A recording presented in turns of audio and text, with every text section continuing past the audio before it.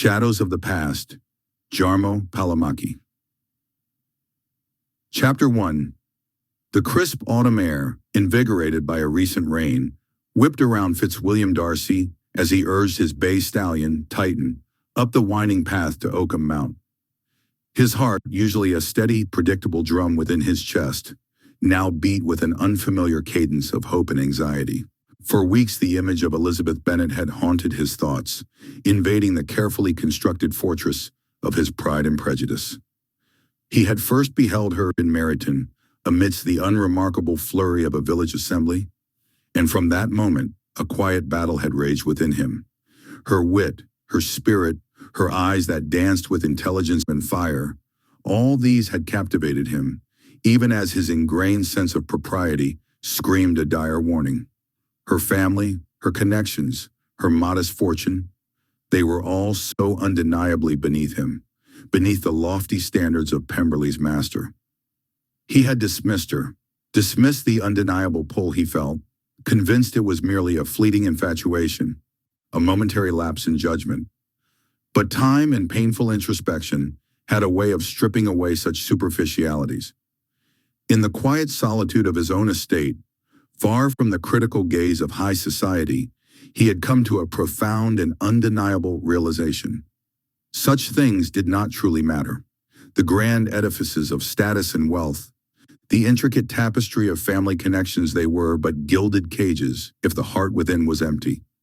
Elizabeth Bennet was everything he could possibly want in a future wife: intelligent, vivacious, principled, and possessed of a spirit that matched his own in strength, yet tempered it with a warmth he desperately craved. She was the one who could make his grand life truly live. As Titan crested the final rise, the breathtaking vista of the Hertfordshire landscape unfolded before him. The patchwork fields glowed in the muted sunlight, Meryton a cluster of distant rooftops, and beyond it, nestled amongst the trees, the familiar, unpretentious silhouette of Longbourn. And there, precisely where he had hoped to find her, sat Elizabeth. She was beneath a venerable oak, its leaves, now burnished gold and russet, forming a natural canopy above her. Her head was tilted slightly, her gaze sweeping over the scene below, a contented, serene expression on her face. A stray wisp of dark hair had escaped its pins, framing her cheek, and the simple blue gown she wore seemed to gather the scattered light, making her appear almost ethereal against the rugged backdrop of the tree in the vast sky. She was not posing, not performing, merely finding quiet pleasure in the beauty around her. Darcy reined Titan in, his chest tightening. The sight of her, so natural, so utterly unpretentious, solidified his conviction. This was the woman. This was his future. He dismounted, the soft thud of his boots on the damp earth muffled by the wind. He took a deep breath, the scent of damp earth and autumn leaves filling his lungs, and began to walk towards her, his heart now beating not with anxiety, but with a quiet, resolute hope. Chapter 2.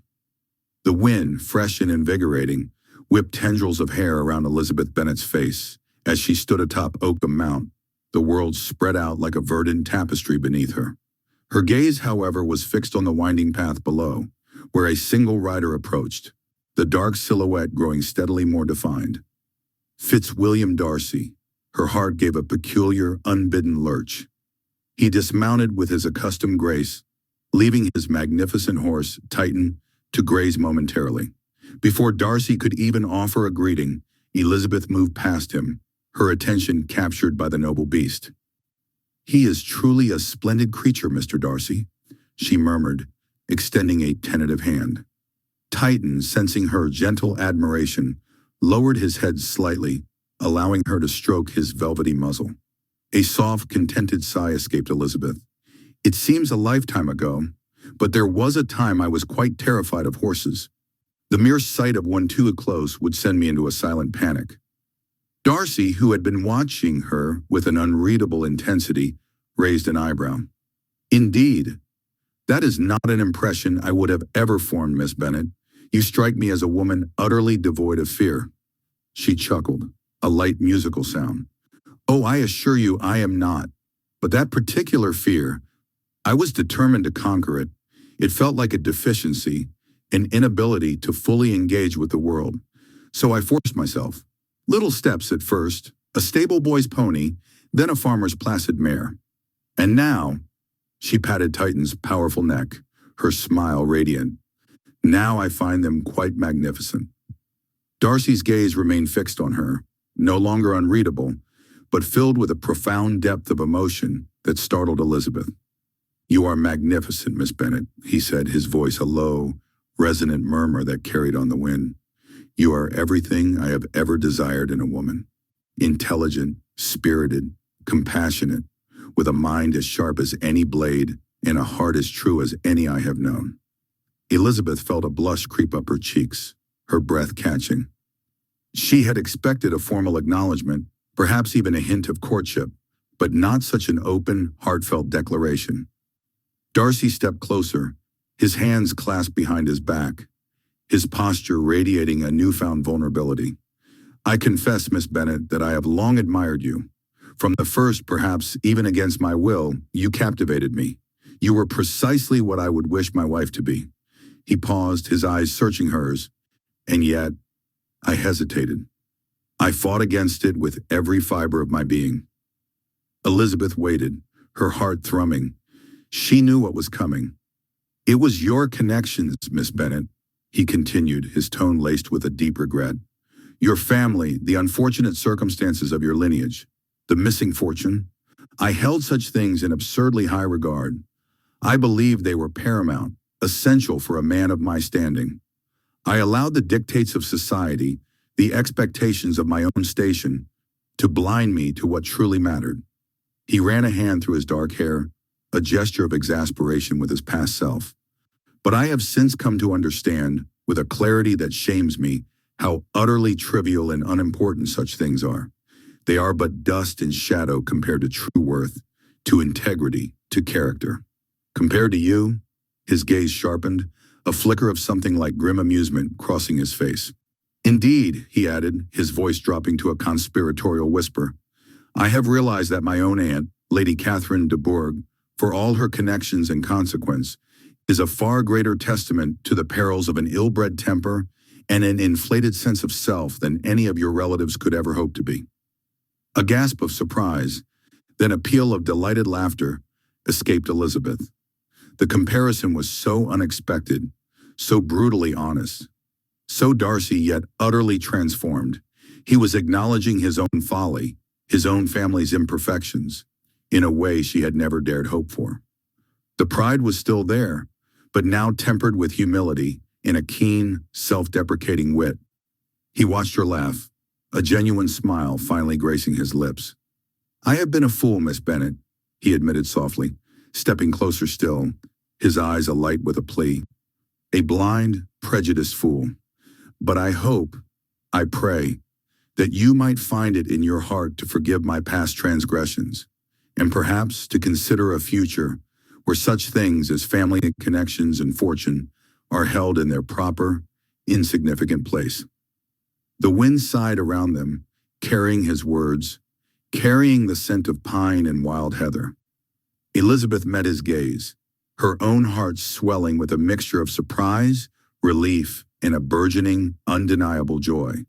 The man before her was no longer merely proud, but had learned to see beyond the superficial. And in doing so, he had at last truly seen her. Chapter 3. The air on Oakham Mount was crisp and faintly scented with pine, carrying the distant promise of spring. Below them, the sprawling English countryside unfolded in geometric perfection, fields of nascent green separated by ancient stone walls. Fitzwilliam Darcy and Elizabeth Bennet stood near the highest point, having paused their ascent, seemingly contemplating the view, but truly contemplating the future they might share. The silence that had settled between them was not the tense, brittle silence of former days, but a quiet, expectant peace, heavy with acknowledged feeling. Darcy turned from the panorama, his attention fixed solely on Elizabeth. His posture was controlled, yet beneath the tailored austerity of his coat, a palpable vulnerability was evident. "Elizabeth," he began, using her given name for the first time without immediate apology, the sound both startling and intimate. We have spent many hours in conversation these past weeks. Hours that have, I hope, begun to repair the grievous misconceptions that once defined our acquaintance. Elizabeth looked up, her expression attentive and serene, encouraging him past the point of formality.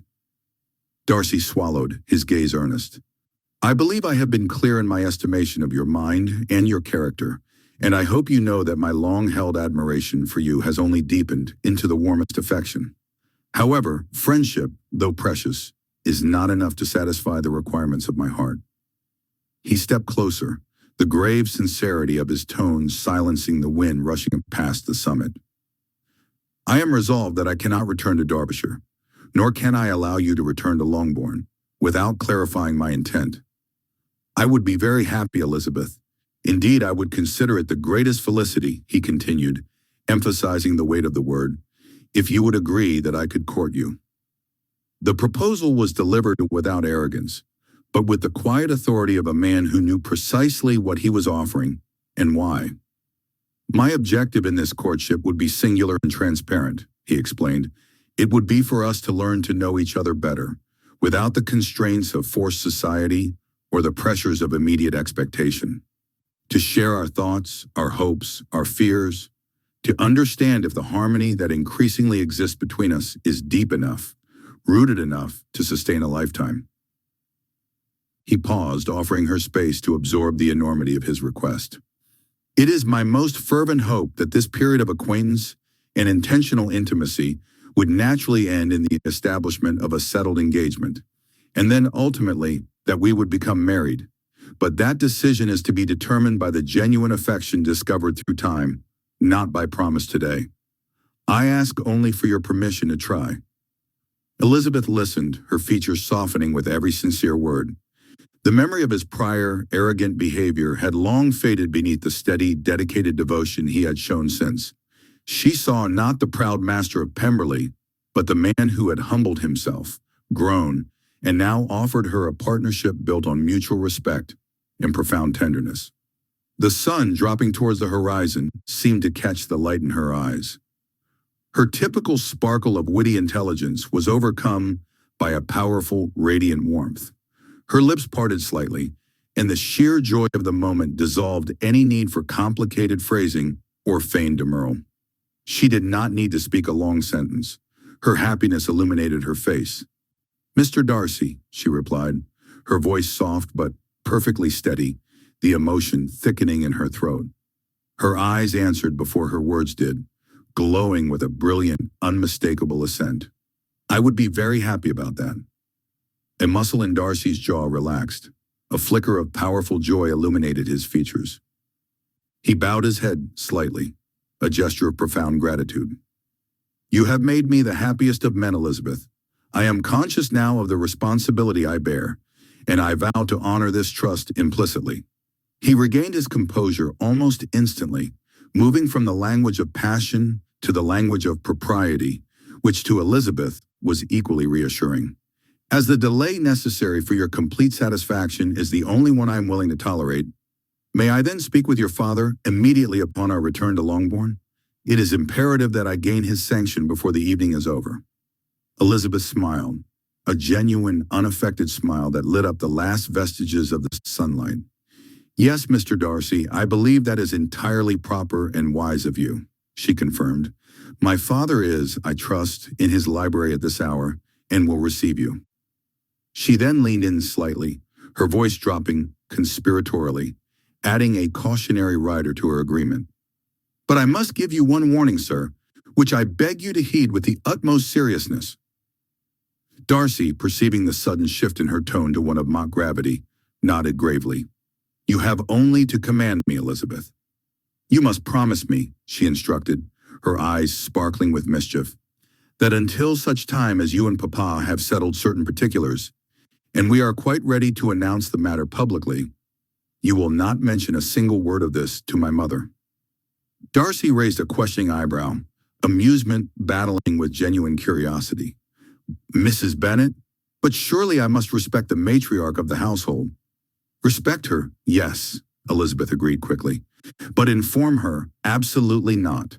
The mere whisper of an impending courtship, leading toward a likely marriage, especially one involving a man of your fortune, Mr. Darcy, would launch her into transports of such immediate, public, and premature felicity that the entire county would know of it before dawn. The subsequent interference in the impossibility of peace, or of obtaining one quiet hour in which to learn about one another, would be intolerable. I beg you, keep it between yourself, my father, and I, for a short while longer. Darcy's lips curved into a rare, genuine grin. He understood the peril instantly. Mrs. Bennet's enthusiasm was a force of nature best contained by careful management. Your prudence, Elizabeth, is as commendable as your frankness, he assured her. Consider the secret safe. I will speak only to Mr. Bennet. We shall keep the good news, however difficult that may be, strictly within the walls of the library. With this understanding reached, a silent pact sealed under the fading light of Oakham Mount, Darcy offered Elizabeth his arm. The weight of uncertainty had lifted, replaced by a thrilling sense of shared future. They began their descent toward Longbourn, two figures moving with renewed purpose, braced to face the witty but formidable barrier of Mr. Bennet, and determined to evade the catastrophic enthusiasm of Mrs. Bennet. The difficult journey was over. The joyful one was just beginning. Chapter 4. The crisp autumn air, carrying the scent of fallen leaves and distant wood smoke, swirled around Elizabeth as she walked beside Mr. Darcy, the familiar path from Oakham Mount to Longbourn stretching before them. The conversation, which had begun with polite inquiries about the estate, had veered into more personal territory. Antiquin, you mentioned that traumatic experience with horses, Miss Bennet, Darcy began, his voice steady, though a certain intensity in his gaze suggested a deeper curiosity. The circumstances were rather distressing, I understand. Elizabeth's hand instinctively tightened on the small reticule she carried. The memories, though softened by time and therapy, still held a faint tremor. Yes, Mr. Darcy, she replied, her tone measured. It was a riding accident, quite a bad one. She paused, choosing her words carefully. I broke my arm quite severely and sustained several deep wounds. They became inflamed and, well, I nearly died of fever as a result. Darcy's brow furrowed slightly, a shadow of concern crossing his face. That sounds harrowing, he stated, the understatement clearly intended. How did you find your way through such an ordeal? Elizabeth offered a small, almost imperceptible smile. It was not a swift or easy recovery, as you can imagine. For a long time, the fear was an unwelcome companion. The thought of horses, of being near them, was simply unbearable. She gestured vaguely. Physically, the healing took its course, but the mental scars, they lingered. She looked out at the golden fields, the sunlight catching the edges of the trees. It was through the guidance of Parson Allen that I truly began to heal, in a way I hadn't thought possible. Darcy inclined his head, his attention fully captured. Parson Allen? Yes, Elizabeth confirmed. He is a man of great wisdom and remarkable empathy. He didn't simply offer platitudes or tell me to be brave. Instead, he helped me to revisit the experience, not in a way that re-traumatized me, but in a controlled, therapeutic manner. She explained, he encouraged me to confront the memories, to understand the fear, and gradually to dismantle its power. It was a process of guided reflection, of allowing myself to feel the emotions without being consumed by them. In many ways, she admitted, her voice softening with gratitude, his help was more profound than any of my own attempts to simply push the fear away. She explained how, by dissecting the chain of events, by acknowledging the terror without letting it define her future, she slowly began to reclaim a sense of control. The parson's patient ear and insightful questions had been invaluable, far more effective than her own stubborn determination to pretend the incident had never happened. Darcy listened intently, his expression thoughtful. He walked in silence for a few moments, the rhythm of their footsteps the only sound. Then he spoke, his voice carrying a new weight. Miss Bennet, he began, and Elizabeth felt a subtle shift in the atmosphere. What you describe, it resonates deeply. He hesitated, clearly choosing his words with care.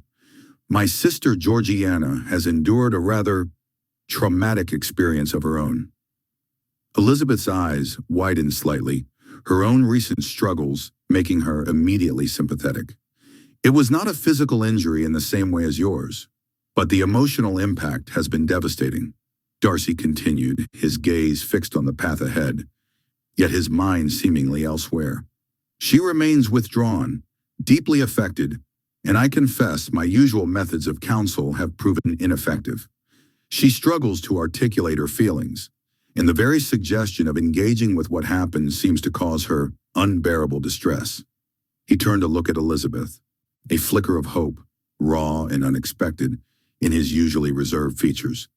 Your approach, the guidance of Parson Allen in helping you to confront and process your trauma, I believe it could be of immense benefit to her.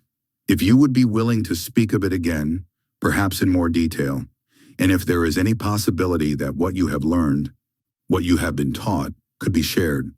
He trailed off, the unspoken plea hanging in the air. Elizabeth, surprised by the depth of his confidence, felt a surge of empathy. Her own ordeal had been isolating, and she understood the frustration of feeling helpless in the face of another's suffering. Mr. Darcy, she said, her voice firm and reassuring. Of course. I would be more than willing to share what I can. If my experience in the wisdom of Parson Allen can offer even a glimmer of hope to your sister, then it is a process I am happy to attend. A subtle softening occurred in Darcy's countenance, a rare concession to vulnerability. That is very kind of you, Miss Bennet. Such a generous offer. Chapter 5. The familiar scent of old paper and leather, intermingled with the fainter aroma of tea and pipe tobacco, hung heavy in Mr. Bennet's library. It was a sanctuary typically impenetrable to unwelcome intrusions. Yet on this particular afternoon, its tranquility was decidedly disturbed. Mr. Darcy, impeccably dressed and radiating a nervous energy quite unlike his usual composure, stood beside Elizabeth, who, though outwardly calm, held a telltale flush about her cheeks. Mr. Bennet, ensconced in his armchair, had looked up from his newspaper with an expression of mild inconvenience at their entrance. He was prepared for one of Elizabeth's witty observations, or perhaps an appeal for more peace from her mother's latest tirade. He was decidedly not prepared for what followed. Darcy cleared his throat, a sound that seemed unusually loud in the quiet room. Mr. Bennet, he began, his voice a little strained, Elizabeth and I have come to solicit your approval, to seek your permission for our formal courtship, with the fervent hope of leading to marriage. Mr. Bennet's spectacles slipped slightly down his nose.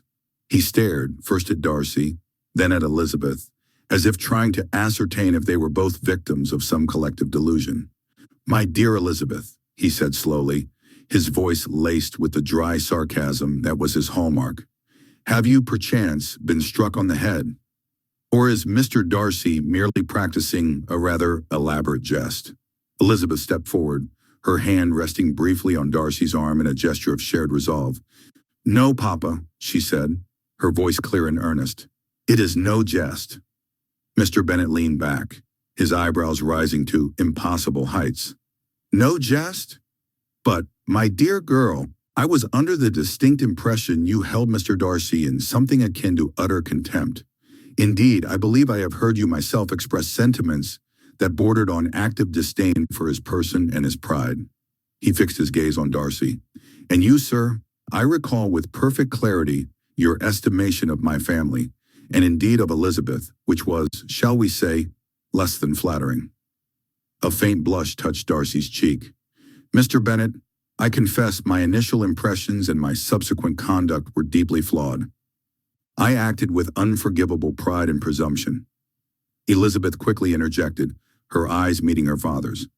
Papa, everything that occurred between us, every misunderstanding, every perceived slight has been thoroughly discussed and cleared.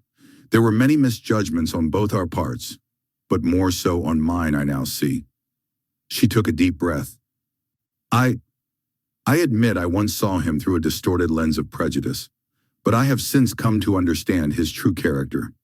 I have witnessed his generosity, his integrity, and his genuine goodness. I have come to respect him greatly, and indeed to admire him profoundly. She glanced at Darcy, a soft, unmistakable affection in her eyes.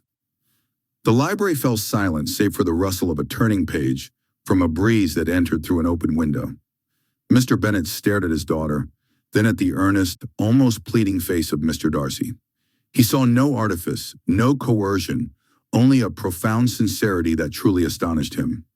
Elizabeth, his quick-witted, independent Elizabeth, who had scoffed at every eligible bachelor who dared to approach, stood before him, declaring her admiration for the very man she had once scorned. He could disbelieve, he could protest, he could even attempt to forbid it. But the light in Elizabeth's eyes, the quiet strength emanating from the pair, told him it would be a futile endeavor. His cleverest, most cherished daughter had made her choice, and for all his cynicism, he trusted her judgment implicitly, even if it took him utterly by surprise. A sigh escaped him, part resignation, part paternal love. "Well," he said finally, his voice lacking its usual bite, "if my Lizzie can find respect and admiration, and eventually love for a man she once heartily despised, then I suppose I am hardly in a position to argue with such a dramatic conversion. Mr. Darcy, you have evidently worked a miracle of sorts. I confess I am quite speechless." He waved a dismissive hand. "You have my permission. Though I warn you, sir, you shall have your hands full, for Elizabeth is not one to suffer fools gladly, and she will most certainly keep you on your toes." Darcy bowed his head, a genuine smile attempting to break through his formal demeanor. "Thank you, Mr. Bennet. You have my word that I shall endeavor to prove worthy of her." Elizabeth squeezed her father's shoulder, her smile radiant. "Thank you, Papa." As the immediate tension eased, Darcy took another breath, revealing a further aspect of his intentions. "Mr. Bennet, there is one other matter, if I may be so bold. My sister Georgiana has endured a deeply traumatic experience in the past. She is hardly recovering, and she still struggles greatly. I have observed Elizabeth's remarkable strength of character, her wisdom, her kindness, and her singular ability to understand and empathize with others." He turned to Elizabeth, his gaze full of trust and quiet hope. "I would be deeply grateful if Elizabeth would consider lending her experience and wisdom to Georgiana, to help her navigate her own path towards overcoming her past. I believe her guidance would be invaluable." Mr. Bennet, though still reeling from the primary news, merely nodded slowly. He understood Darcy's appeal. His Elizabeth had a way of seeing into people, of cutting through artifice to the real person beneath. If anyone could help a young woman overcome the shadows of her past, it would be his clever, compassionate Lizzie. He watched them both, a strange mix of disbelief, pride, and a burgeoning sense of peace settling over him. His favorite daughter, his Elizabeth, was truly destined for a life far grander than Longbourn, and it seemed far happier than he had ever imagined for her. Chapter 6.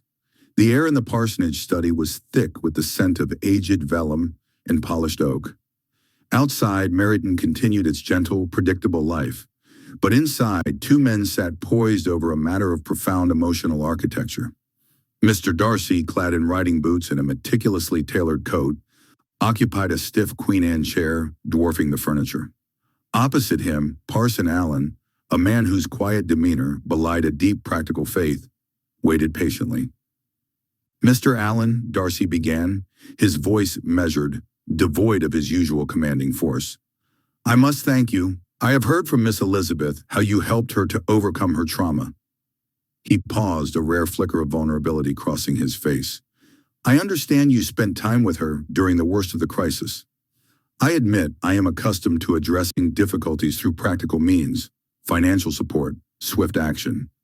But hers was a distress that money could not touch. I have been informed that your counsel, your pastoral methodology, was remarkably effective in helping her achieve this peace. I wished, if you would allow it, to understand your methods more fully." Mr. Allen steepled his hands on the worn leather of his desk blotter. His eyes, though kindly, held the sharp, learned light of a scholar. "Mr. Darcy, I am merely an instrument of grace, but I recognize the value of a method," the parson replied softly. "Miss Elizabeth's trauma, the injury, the fear, and the lost confidence, created walls within her. She was in desperate need of a spiritual and emotional breakthrough. He leaned forward slightly, gesturing to a heavy, gilt-edged Bible resting near his elbow. I led her to consider the ancient journey of Israel entering the Promised Land. It may sound abstract, but the analogy applies perfectly to the human soul, seeking its inherent freedom. Darcy, intrigued by the unexpected intellectual framework, simply nodded, urging him to continue. The first hurdle they faced was Jericho, Mr. Allen said, emphasizing the name. When we suffer a great shock, whether it is bereavement, betrayal, or public scandal, our immediate, often necessary reaction is to build fortifications. We enclose ourselves. We cease to trust the sound of outside voices, lest they carry news of further pain. Jericho is a picture of the massive, daunting walls we erect out of fear to close ourselves off from other people, and indeed from God's immediate comfort. Miss Elizabeth, like many, had built such walls. The parson continued. She had walled off her own vulnerability, her profound disappointment, and her horror at the ruinous consequences of her fall. How does one take down walls of stone? Not by battering them head-on with human strength, but by marching in faith. We established that the walls would fall only if she stopped relying on her own isolated efforts, her own fear, and allowed the community and her faith to encircle the problem. The breakthrough, Mr. Darcy, is rarely found in the solitude of rumination, but in shared vulnerability, in the willingness to accept assistance. We worked on acknowledging the fear, not attempting to destroy it, but allowing it to be superseded by trust. Darcy mulled this over.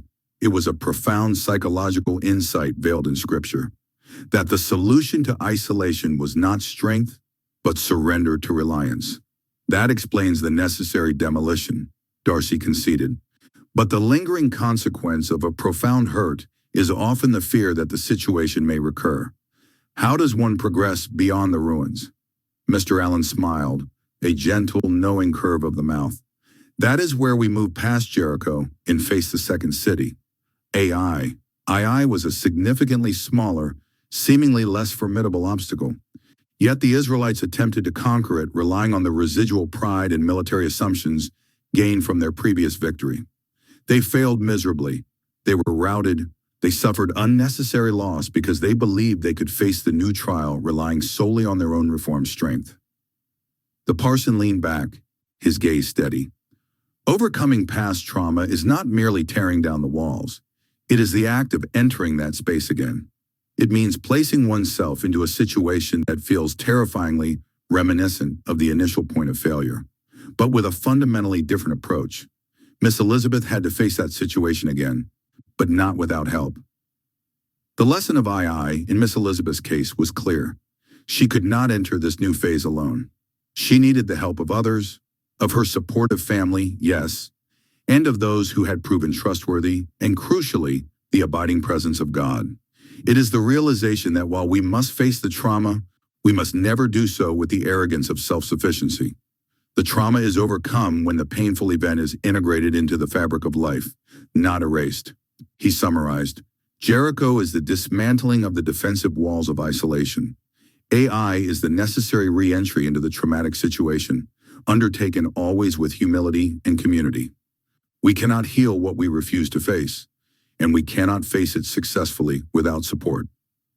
You see, Darcy, he continued, his voice a gentle rumble, the walls that isolate us after trauma are often far more formidable than any physical barrier. We build them ourselves, brick by painful brick, to keep the world out, but in doing so, we trap ourselves within. He paused, letting the thought settle. The mighty walls of Jericho didn't fall to battering rams or siege engines. They came down when all Israel screamed together, a collective roar of faith, defiance, and release. Darcy frowned slightly, picturing the ancient scene. Screaming? She murmured, a hint of skepticism in her tone. Parson Allen nodded, a soft, knowing smile playing on his lips. Precisely. Not in anger necessarily, though anger can be part of it, but in raw, unadulterated expression. I have seen it, Darcy, in the countless souls I've been privileged to walk alongside. Breaking these walls of isolation becomes much, much easier when they begin to express their feelings through their voice, through sound. Sometimes, yes, that means literally screaming out their pain, their fear, their rage, their sorrow. It's a primal, powerful act of release that shatters the silence trauma thrives in, and with it, the first layers of those isolating walls. He leaned back, gesturing with an open hand. But that's just the beginning. Once those initial walls are breached, once the voice has found its power, then comes the deeper work. That's where the next city, I, comes into play. Darcy tilted her head, intrigued now. I was a city conquered differently, Parson Allen explained. Not with a shout, but with strategy, with a deliberate re-engagement. And for us, after the initial breakthrough of voice, AI shows us how we can re-enter the traumatic situations in our imagination. Not to re-traumatize ourselves, mind you, but to face and conquer the pain in a safe, guided space. He continued, his gaze steady and earnest. We don't simply relive it, we confront it. We bring our adult selves, our current strength, into that past moment. And critically, Darcy, we do it with the help of God and trustworthy people. You don't go back into I alone.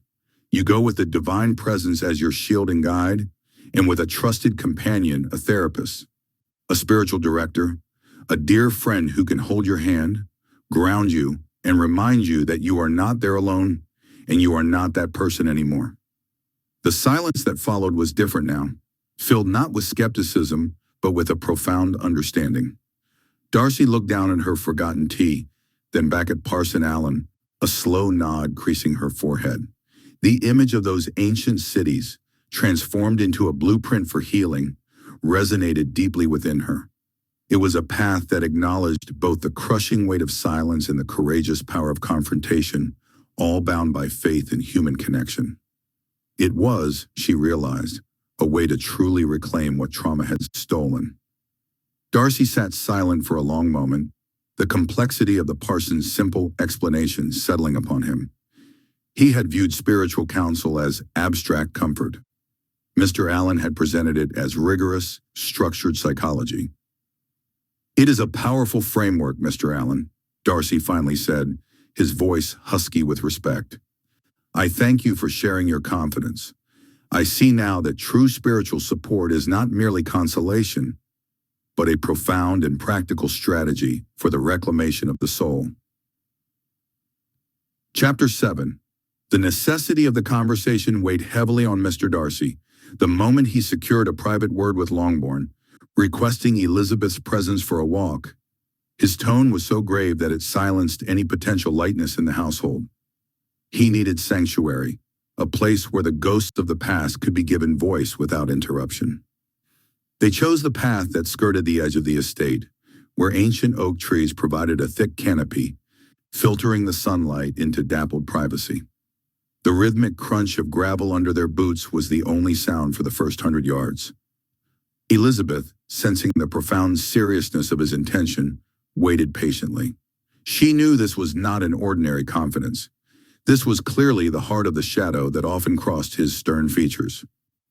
Darcy stopped beneath the boughs of a particularly large tree, turning to face her. His eyes were intensely dark, filled with a mixture of shame and fierce protective love. Thank you for indulging me, he began, his voice low and constrained. I asked you to walk because I cannot speak of this within walls. It concerns my sister Georgiana, and the root of the melancholy that defines her life. He took a slow breath, gathering the courage to wound himself with the memory.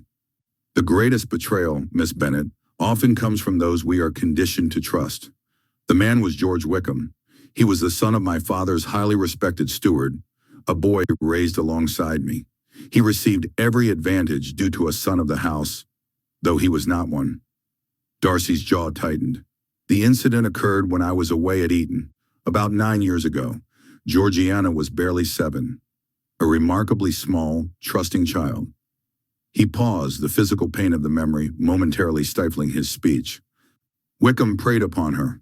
He was 17, already possessed of the callous charm he uses today, and he exploited her complete innocence, her affection for him as an older brother figure, and her inability to discern danger. Darcy ran a hand over his forehead, his expression ragged. He forced her to something shameful, Something I cannot precisely name, even now. I have my suspicions, of course, but Georgiana has never been able to articulate the exact nature of the violation. It was enough to steal her childhood completely. Elizabeth gasped, pressing a hand to her mouth, the horror of the revelation sinking in. A child of 7. It did not happen only once, Darcy continued, the words now coming out quickly, laced with bitter self-reproach for his absence. It happened several times before it was discovered. He used her fear, her confusion, and perhaps even some childish misrepresentation of affection to coerce her into acts that were entirely brutal. The silence that followed was heavy, broken only by the distant call of a crow. When my father finally learned the truth, and I cannot fathom the agony of that discovery for him, he acted instantly. Wickham was sent away, immediately dismissed from the estate, cut off financially, and permanently banished from Pemberley's sphere. My father ensured the matter was handled with the utmost secrecy to protect Georgiana's reputation, but he could not, for all his efforts, save her spirit. Darcy looked away, toward the shadows of the woods, as if he could still see the ghost of the terrified child hiding there. The wickedness of that episode poisoned her. Georgiana never recovered her footing. She is profoundly depressed, Miss Bennet. She is closed off to the world, terrified of new acquaintances, and incapable of processing complex emotion. She cannot express joy fully, nor can she properly express distress. She exists in a constant state of careful neutrality, a rigid shell she constructed because the world destroyed her trust when she was only a toddler in all but size. He turned back to Elizabeth, his voice breaking slightly on the last phrase. She is 16 now, but in spirit, she is still little Georgiana, trapped in the terror of what Wickham stole. That, Miss Bennet, is the true foundation of my vigilance, my pride, and the deep, abiding suspicion I hold toward almost every man who approaches my house. Darcy stood before her, stripped of his usual reserve, his pain laid bare in the quiet solitude of the shaded path. He had finally revealed the wound that defined his family, a wound only he, by necessity, was strong enough to guard. Wickham, she whispered, the name a bitter taste on her tongue. But how could he? And what became of him? Her voice trembled with horror and a dawning, terrible understanding of the true character of the man she had once admired. Darcy's jaw tightened. He stopped, facing her, fully now, his expression grim. That, he said, his voice dropping to a near whisper, I cannot tell you with certainty. My father, in his grief and his fury, ensured that Wickham would never again be in a position to harm anyone, least of all his family. He never spoke of the specifics to me, only that Wickham could no more touch us nor anyone else. The rumor at the time amongst those few privy to the truth was that he was sent to Australia, or perhaps even hanged. The words hung in the cold air between them like an executioner's axe. Elizabeth stared at him, her breath caught in her throat. Australia, transportation to the penal colony, a fate almost worse than death for a gentleman. Or hanged, the ultimate ignominious end. A cold shiver ran down her spine, not from the weather, but from the depths of her soul. Darcy, observing her profound shock, seemed to soften slightly, though the underlying pain in his eyes remained. He ran a hand through his dark hair. He met her gaze, a vulnerable appeal in his own. I intend to bring her from London to Netherfield Park next week, and if it would not be too great an imposition, Elizabeth, I would be very grateful if I could then introduce her to you. I believe your spirit, your animation, might do her a great deal of good. Elizabeth, still reeling from the revelation of Wickham's monstrousness and his implied fate, found herself moved deeply by Darcy's trust, by his rare moment of vulnerability. The shift in her perception of him was now complete, utterly cemented. "Oh, Mr. Darcy," she replied, her voice soft but earnest. "I would be more than happy. I would be honored. I should be delighted to meet Miss Darcy." A faint, almost imperceptible easing of tension crossed Darcy's features. He gave her a small, grateful nod. As they resumed their walk, the silence was no longer constrained, but filled with the unspoken weight of shared knowledge, of a terrible truth laid bare, and the quiet promise of a new understanding between them. Elizabeth's world, so recently defined by superficial judgments, had profoundly shifted, revealing the stark, often brutal realities that lay hidden beneath polite society. And in this new, clearer light, she saw Mr. Darcy as a man of profound integrity and sorrow. Chapter 8. The room was one of the lesser drawing rooms at Netherfield, rarely used far down a quiet corridor, a sanctuary intentionally chosen by Mr. Darcy. He stood near the deep-set window, his posture rigid, watching the two women who were now seated facing each other on a small sofa. Elizabeth Bennet had been introduced to Miss Georgiana Darcy only 5 minutes prior. The introduction was swift, almost a formality, before Darcy retreated slightly, giving them space he knew was essential, yet dreading the outcome. Georgiana Darcy was 16 years old, possessed of a figure that promised elegance and features that lacked nothing but animation. She was beautiful, but her beauty was meticulously guarded, wrapped in a mantle of profound, shuttered misery. She sat stiffly, her gloves still buttoned, her eyes fixed on the fringe of the rug, replying to Elizabeth's gentle inquiries in monosyllables. Every nerve in Elizabeth's body screamed betrayal and sorrow. She did not see the shy, awkward young lady Darcy had described. She saw ruin, a heart so recently shattered that the fragments were held together only by fear and the rigorous demands of society. Elizabeth recognized the symptoms instantly. The averted gaze was a shield, the silence a fortress built by trauma. A sudden, fierce surge of protective love, the same powerful emotion that drove her deepest affections, overwhelmed Elizabeth. She did not bother with pleasantries or advice. She simply reached out, ignoring the distance Georgiana tried to maintain, and took the girl's cold, lifeless hands into her own warm ones. "My dear Miss Darcy," Elizabeth began, her voice low and steady, a tone she rarely used, stripped of all wit and lightness. "Look at me, if you please." Georgiana, startled by the firmness of the command and the unexpected heat of the contact, slowly raised her eyes. They were wide, blue, and utterly vacant. "You are a wonderful lady," Elizabeth repeated, squeezing the fragile hands. "A lady of great worth and sweetness. Do not let this darkness convince you otherwise." Georgiana blinked once, confusion flickering across the surface of her distress. Elizabeth leaned closer, her own heart aching with the weight of vicarious suffering.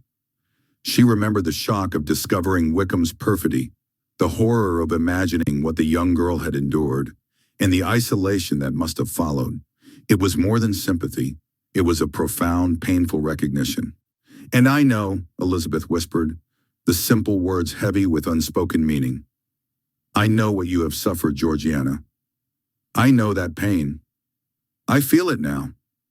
As she spoke the final words, a silent, powerful wave of grief washed over Elizabeth.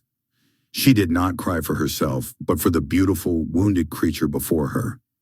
A tear escaped, then another, trekking a slow path down her cheek, landing on Georgiana's pale hand. Darcy watched from the window, frozen, terrified that he had made a grave error, yet unable to move. Georgiana, who had mastered the art of polite, impervious stillness, felt the heat of Elizabeth's tears penetrate her skin. She had withstood the shame, the lectures, the advice, and the anxious affection of her brother. But she could not withstand this. This was not pity, it was shared anguish. Elizabeth was weeping for her pain. The emotional walls that Georgiana had systematically built since her childhood, the mortar pressed tight by convention and despair, began to tremble. Her lips parted soundlessly. She wanted to pull her hands away, to retreat into the safe, numb silence she had perfected, but Elizabeth's grip was gentle yet unwavering. A small, tremulous sound escaped Georgiana's throat. A gasp, the sound of a lung finally allowed to draw breath after a long submersion. Her chest hitched once, then twice. The tears that followed were silent at first, just hot, fat drops blurring the view of Elizabeth's face. She tried to swallow the tears, but the effort was useless. The moment the first barrier broke, the rest crumbled instantly. The quiet, ladylike weeping escalated, stealing her breath. She doubled over, her entire frame shaking with the force of the held-in agony, and the sobs broke free, loud, racking sounds of inconsolable misery, far too raw and devastating for a well-bred young woman. Elizabeth did not hesitate. She dropped Georgiana's hands, only to wrap her arms around the slender shoulders, pulling the girl tightly against her breast. "Let it go, my love," Elizabeth murmured fiercely, burying her face in Georgiana's soft, unbound hair. "Let it all go. It is safe here." In Elizabeth's embrace, Georgiana abandoned all pretense of composure. She clung fiercely, burrowing into the unexpected sanctuary, and she wailed. She wept for the deceit, for the loss of her innocence, for the shame that had branded her, for the long, silent months of fear, and for the unbearable relief of finally being seen. Elizabeth held her through the storm, rocking slightly, her own silent tears mixing with the noise of Georgiana's catharsis.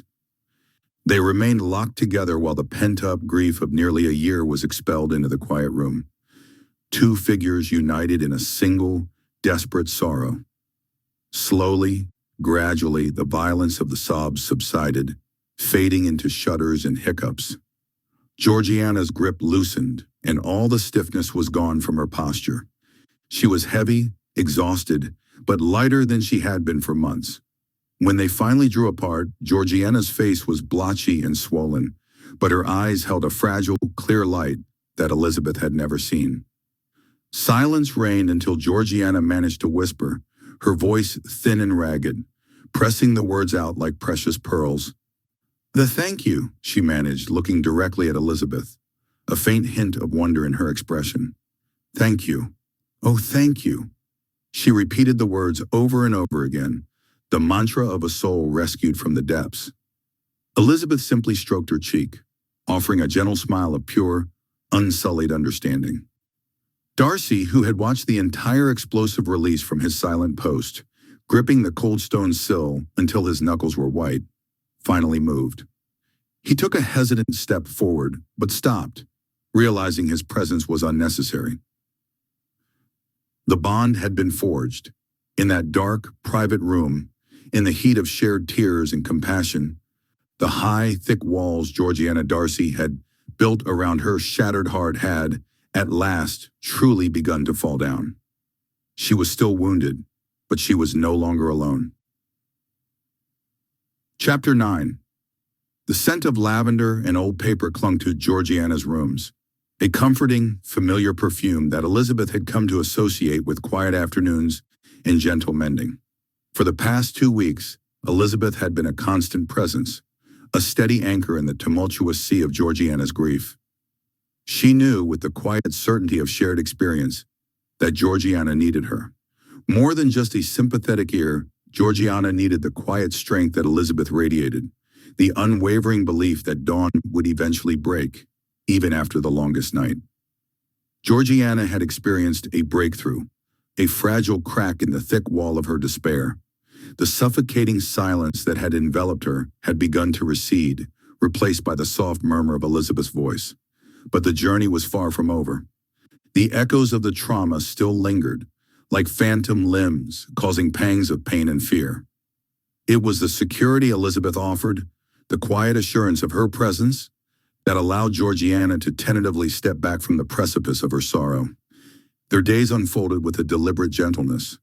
Conversations, at first hesitant and fragmented, gradually found their rhythm. They spoke of trivialities, of the blooming roses in the garden, the subtle shift in the light as autumn approached, the amusing antics of a particularly bold robin that frequented the windowsill. These were the small joys, the everyday miracles, that Elizabeth carefully laid before Georgiana like stepping stones, guiding her away from the dark chasm. She painted vivid pictures of simple pleasures, of the warmth of sunlight on one's face, the taste of a perfectly brewed cup of tea, the laughter of children playing in the distance. These were antidotes to the poison that had threatened to consume Georgiana. Georgiana in turn began to respond. Her eyes, once dull and distant, now held a flicker of interest. Her voice, which had been a mere whisper, grew stronger, more resonant. She would sometimes offer a shy smile, a tentative observation that marked a tiny victory, a reclaiming of her own spirit. Elizabeth treasured these moments, understanding their immense significance. After 2 weeks, as the golden hues of late September began to paint the countryside, Elizabeth felt a subtle shift. Georgiana's hesitations were less pronounced, her unease less palpable. There was a readiness in her gaze, a quiet strength that had begun to bloom alongside the lavender. One afternoon, as they sat by the fire, the flames casting dancing shadows on the walls, Elizabeth turned to Darcy, who had joined them for tea. She spoke softly, her gaze meeting his with a determined clarity. "Mr. Darcy," she began, her voice calm and steady, "I believe Georgiana is now ready." He looked at her, his brow furrowed with concern, then his gaze shifted to his sister, who had fallen silent, her hands resting in her lap. Elizabeth continued, her voice unwavering. "She has found a measure of peace, a strength within herself. She can now proceed to the next step. With the help of Parson Allen, I believe she is ready to begin confronting the traumatic situation itself." A gentle hand rested on Georgiana's, a silent promise of support. Chapter 10. The hushed silence in Parson Allen's study was thick with unspoken anxieties. Sunlight filtered through the leaded panes, cast muted patterns on the worn Persian rug, doing little to dispel the somber mood. Elizabeth Bennet sat beside Georgiana, whose hands were clasped tightly in her lap, knuckles white. Across from them, Mr. Darcy's imposing figure seemed to lean forward in his chair, his gaze fixed on the benevolent, expectant face of Parson Allen. They had just finished explaining Georgiana's recent ordeal, the precise details of which remained a raw, throbbing wound, and the paralyzing fear that had gripped her ever since. "We believe," Elizabeth began, her voice soft but firm, "that Georgiana must face what happened, truly face it, if she is ever to heal. But to do so alone or merely to speak of it, it seems impossible. She shrinks from the very memory." She glanced at Georgiana, who flinched slightly at the mention, her eyes wide and haunted. Darcy nodded, a silent testament to the depth of his sister's suffering. Parson Allen, a man whose gentle eyes held an uncommon depth of understanding, leaned forward slightly, his hands resting on the worn arms of his armchair. "Indeed, dear Georgiana, to merely recount the facts or to try and push them from your mind will not suffice. The spirit, like a garden, must be tended. We must uproot the weeds, not merely prune them." He paused, allowing his words to settle in the quiet room. "My approach," he continued, his voice calm and clear, "will be thus. We will ask Georgiana to go back into that situation again, not in truth, but in her imagination." Georgiana's breath hitched, a faint sob escaping her throat. Elizabeth instinctively squeezed her hand, her gaze locked on Parson Allen, a question in her own eyes. Darcy's brow furrowed, a flicker of protective alarm in his expression. To relive it, even in imagination? It seemed cruel, an unbearable burden. "But," Parson Allen added, his gaze sweeping reassuringly over them all, "she will not be alone. Far from it. We, all three of us, Elizabeth, Mr. Darcy, and I, will be with her. We shall sit with her, talk her through it, and be ready to intervene, to pull her back, to reassure her, should the burden become too great. We will be there, a bulwark against the darkness, a steady hand in the storm." A tiny spark, perhaps of hope, perhaps of terrifying recognition, ignited in Georgiana's eyes. The idea of not being alone in that terrible memory seemed, for a fleeting second, almost bearable. And Parson Allen's voice deepened, imbued now with a quiet conviction that commanded their full attention. "This is the most important part. As Georgiana imagines herself back in that moment, she will also imagine Jesus himself standing by her side. Not just a distant thought, but a clear, vivid image. His presence, his strength, his peace. He will be there with her, a shield, a comfort, a guiding light through the terror. She will know, deep within her soul, that she is held, protected, and loved, even in the very heart of her suffering.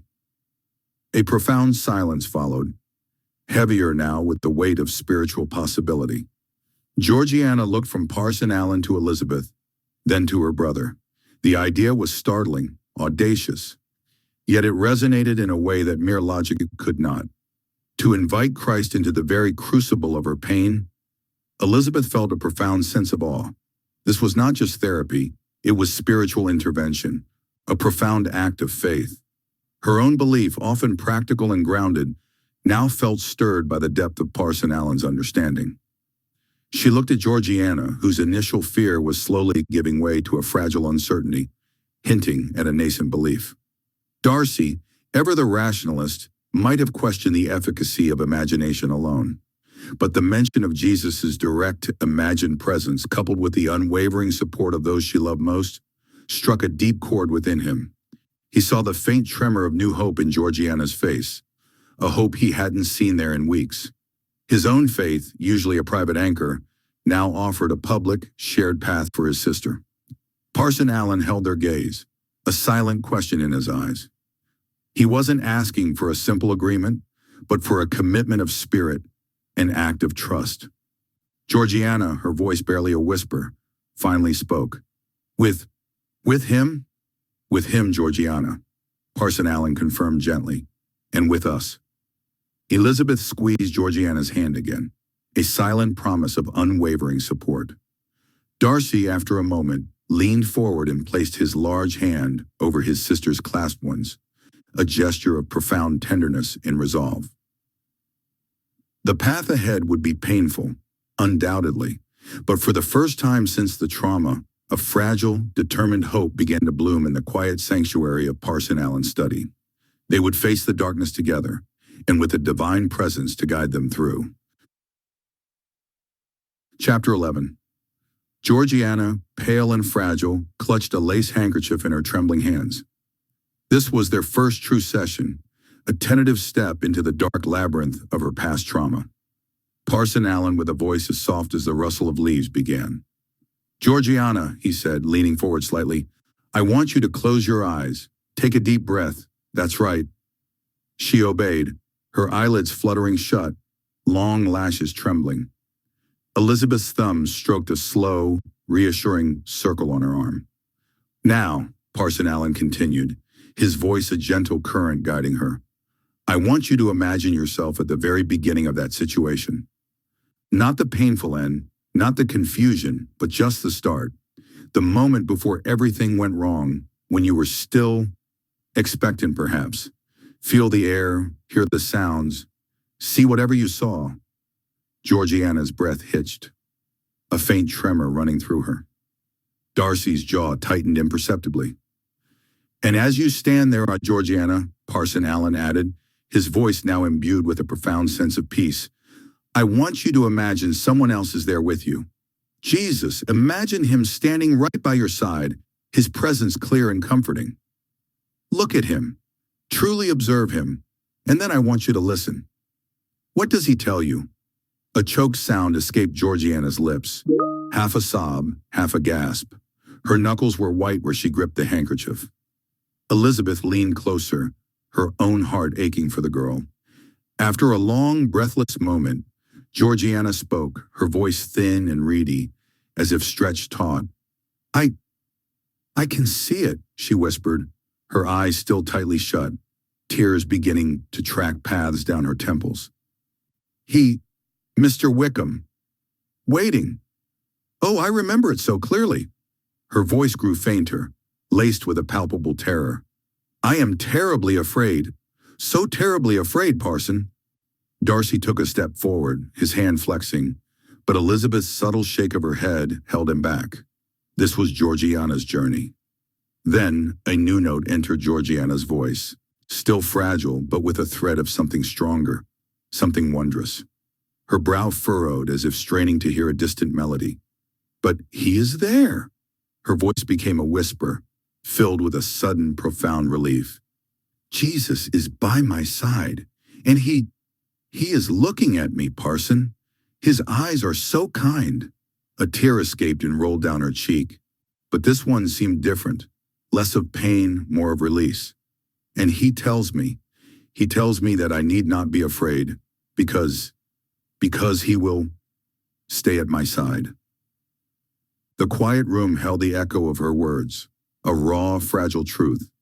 Elizabeth squeezed Georgiana's shoulder, a silent prayer of gratitude in her heart. Darcy let out a slow, controlled breath, the tension in his shoulders easing fractionally. Parson Allen nodded, a gentle, knowing smile gracing his lips. This was the beginning, a difficult and painful one, but a beginning nonetheless. For the first time, Georgiana had returned to the darkness and found light waiting by her side. Parson Allen nodded, a gentle stillness in his gaze as Georgiana drew a shaky breath. He is with you, Georgiana. Always. Georgiana closed her eyes for a moment, letting the image solidify, now tinged with the benevolent light of her faith. Wickham. He had dragged me into that horrid small room, she whispered, her voice thin but steady. All dark and cold, Parson. I could feel the rough wood of the door against my back as he pushed it shut, plunging us into near blackness. My heart was pounding, a frantic drum against my ribs, and I could feel the heat of his anger, his breath close to my face. She paused, then opened her eyes, a faint, almost ethereal smile gracing her lips. But Jesus was still there, Parson, closer than Wickham, somehow, even in that tiny space. He had stepped directly between us, not visibly to Wickham, but in my spirit. I saw him standing there, his form radiating a soft golden light that pushed back the gloom, making it seem less threatening, less absolute. He looked directly at me, his eyes filled with an infinite, sorrowful love, and he held my gaze. I heard his voice, not with my ears, but in the deepest part of my soul, saying, "Fear not, my beloved daughter. I am here. I will take this, all of it, the fear, the hurt, the shame. It will be mine, not yours. Let it flow through me, not into you." A single tear tracked a path down Georgiana's cheek, but her expression remained serene, almost detached. And Parson, I believed him. I truly did. Wickham, he said things, cruel, cutting words. He touched me. Her gaze drifted, unfocused, examining a distant point beyond the therapy room walls. I cannot tell you precisely what he did in that room, Parson. It's hazy. Not because I've forgotten it, but because it feels as though it happened far away to someone else, like a distant echo I can barely discern. She met Parson Allen's unwavering gaze, her own now clear and resolute. It was only something physical, Parson, his hands, his words. It was all just noise and sensation on the surface of me. It never reached me, not truly, because Jesus was there. His presence was so strong, so absolute, it formed a shield. It was as if he wrapped me in a cloak of invincibility, absorbing every blow, every vile whisper. It touched my body, yes, but it had no effect on my feelings. It left no stain on my soul because he had already claimed it, had already borne its weight. He was the security, the sanctuary. In that small, dark room, with Wickham's presence looming, I felt nothing but him. Chapter 12. Georgiana Darcy was speaking, her voice trembling, yet clearer and stronger than Elizabeth had ever heard it. She was deep within the guided visualization, a careful, painful, yet ultimately redemptive journey back to the scene of her youthful trauma, the terrible episode in her childhood. This time, Georgiana continued, drawing a ragged breath that caught in her throat. I am not alone. I am standing at the foot of the staircase and there is a light, a warmth that doesn't come from the sun. She described haltingly the presence that met her in that dark hallway, a figure of gentle authority and absolute truth. Not a rescuer who intervened to stop the circumstances, but a presence that entered the fear with her. He is not telling me what I should have done. Georgiana wept, a wave of relief already beginning to break through the residual pain. He is simply there, and the feeling of shame, that crushing, awful certainty that the mistake was entirely mine, that I was irrevocably ruined. It is dissolving, Lizzie, because he sees me not through the lens of what others desired from me or what the world dictates, but with perfect knowledge. Elizabeth felt tears welling fiercely, hot and sudden. This rewrite was so profound, tearing up the roots of self-condemnation that had bound Georgiana for so long. She saw her sister-in-law revisit the moment of crushing isolation and inject into it the truth that she was never, in fact, isolated. "I look at the door," Georgiana said, her voice now resonant with surprise and certainty, "and I see Mr. Wickham's face, but his power is gone. His lies are just dust in the light. This time I do not run away in abject fear of exposure. I turn freely and I walk straight back out into the day. But I do not walk alone. I am being led away from the place of hiding and into the open." A tear slid down Georgiana's cheek, but it was not a tear of sorrow. It was the cleansing brine of release. She described feeling the weight of the secret, all of it falling away like heavy winter garments, discarded on the cold stones of the staircase. "It is finished," she completed, opening her eyes. They were bright, red-rimmed, but shining with an almost blinding clarity. "The silence is broken, the debt is canceled. I am free."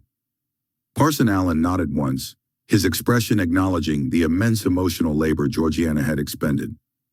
His voice was steady and quiet, bringing the sacred moment gently to a close. "The scene is complete, my dear Georgiana. You may close the door on that landscape. It is secured now, and your spirit is safe." The permission was given. Elizabeth could contain herself no more. She did not stand, she rocketed. All thought of propriety, of the formal setting, of the presence of the parson vanished in a rush of overwhelming, shared emotion. Elizabeth vaulted the small space separating their chairs and plunged towards Georgiana. "Oh, my dear girl," Elizabeth cried out, encompassing Georgiana in a fierce, protective embrace. Georgiana simultaneously crumpled and rose to meet her. They clung to each other, a tangle of lace, tears, and shaking shoulders. The dam of reserve that had kept Elizabeth composed throughout the session burst, and she wept openly into Georgiana's hair, her tears mingling with those still streaming down the younger woman's face. "You are so brave, Georgiana," Elizabeth choked out. "You are the bravest soul I know." Together they laughed and wept and rejoiced. It was a cacophony of relief, a beautiful, messy explosion of joy that echoed the profound peace that had just been achieved. The knot of years, the shadow that had haunted Georgiana, was finally dissolved. Darcy rose slowly, his composure finally failing. He rounded the chairs, his eyes moist, and lay a steady, grounding hand on the back of Georgiana's neck, leaning down to meet Elizabeth's eyes over his sister's shoulder. It was a silent acknowledgement of their shared witness and their shared victory. The three of them stood locked, a circle of family bound by the profound grace that had rewritten a history of pain into a testimony of freedom. Parson Allen smiled, recognizing that the true therapy had concluded, and this beautiful mess of tears and laughter was the pure fruit of the healing. Georgiana, leaning back slightly into the strength of her brother, looked at Elizabeth, and through her radiant, tear-stained smile, whispered, "I am home, Lizzie, truly home." Chapter 13. Parson Allen, a man whose gentle counsel had always been a quiet strength in their lives, observed the tableau with a benevolent smile. "My dear Georgiana," he began, his voice soft yet resonant, "it warms my heart beyond measure to see you thus settled, surrounded by such affection. You have, by the grace of God and the steadfast love of your friends, found a freedom that was cruelly snatched from you, a true and honest freedom of spirit." Georgiana looked up, her blue eyes still holding a hint of their former timidity, but now sparked with a nascent strength. "Indeed, Mr. Allen," she whispered, leaning into Elizabeth's side, "I feel lighter, as if a great weight has been lifted." "And so it has, my dear," the parson affirmed. He paused, his gaze thoughtful, acknowledging the journey she had undertaken. "Yet there remains, if you will permit an old man's wisdom, one more crucial step on this path to complete liberation. A final casting off of chains not forged by another, but perhaps unknowingly held by yourself. Georgiana's brow furrowed slightly, a flicker of apprehension crossing her face. Elizabeth squeezed her gently, a silent encouragement. Mr. Darcy merely watched, trusting in the parson's guidance. "It is a matter of forgiveness, my dear," Parson Allen continued, his tone unwavering but infinitely kind. "You must first and foremost forgive yourself. For any moment you might have blamed yourself for another's wickedness. Forgiveness of self is the foundation upon which true peace is built." Georgiana's eyes welled slightly. She had indeed harbored a deep shame, a silent self-reproach that had gnawed at her. "But there is another forgiveness required," he went on, his voice a little lower now, serious but not stern. "Perhaps the most difficult and yet the most vital for your absolute freedom. You must forgive Mr. Wickham." A small gasp escaped Georgiana. She looked from the parson to her brother, her expression pleading for understanding. Her brother's face, though sober, held no judgment, only a steady support. "I know what you must think, my child." Parson Allen anticipated her unspoken protest. "How can one forgive such cruelty, such calculated malice? It feels unnatural, perhaps even a betrayal of the wrong done." He leaned forward slightly, his eyes gentle but firm. "But hear me closely, Georgiana. Forgiveness does not make a cruel thing correct. On the contrary, it confirms that something terribly wrong had happened, that an injustice was dealt.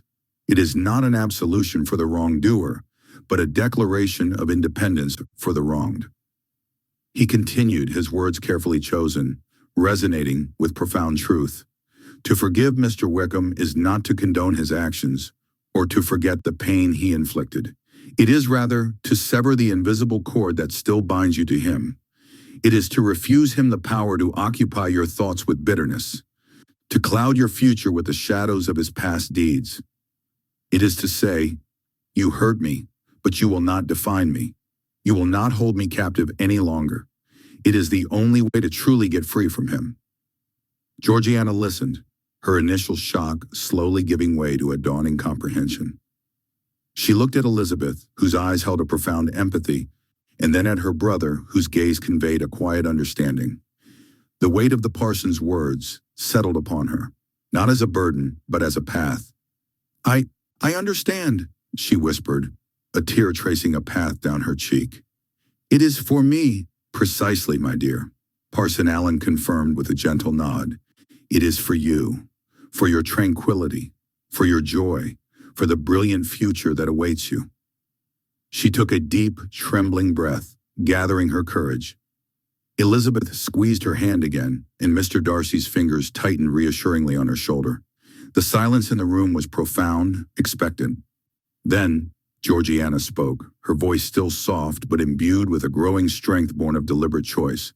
She looked at the parson, at Elizabeth, at her brother, and then, as if addressing the absent specter, she closed her eyes for a moment.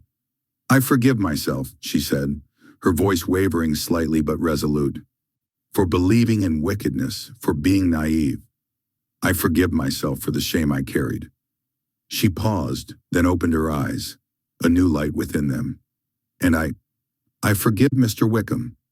I forgive him for his deceit, for his cruelty, for the pain he caused. I forgive him, not because he deserves it, but because I deserve to be free." As the words hung in the air, a palpable shift occurred within her. Her shoulders, which had unconsciously held a slight tension, relaxed. The faint lines of worry around her eyes softened. A genuine, serene peace settled upon her features, a peace far deeper than mere relief. She was not just safe, she was truly finally free. Parson Allen smiled, a deep satisfaction in his eyes. "May God bless you, my child, in this profound act of courage and grace." Elizabeth embraced Georgiana tightly, a tear escaping her own eye. Mr. Darcy, though a man of few words, met his sister's gaze, a silent testament of fierce love and admiration passing between them. The shadow was truly gone, and in its place the light of forgiveness had blossomed, radiant and enduring.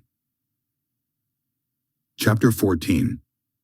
not many days after that, the air still buzzing with the recent upheaval and the sweet, dizzying promise of a settled future, Mr. Darcy found Elizabeth alone in the gardens of Longbourn. The late afternoon sun slanted through the trees, dappling the path before them as he approached, his heart a determined drum against his ribs.